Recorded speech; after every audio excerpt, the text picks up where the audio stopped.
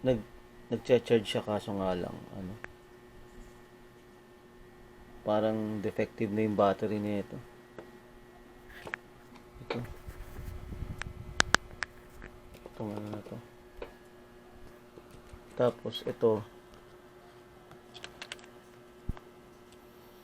madali siyang malobat.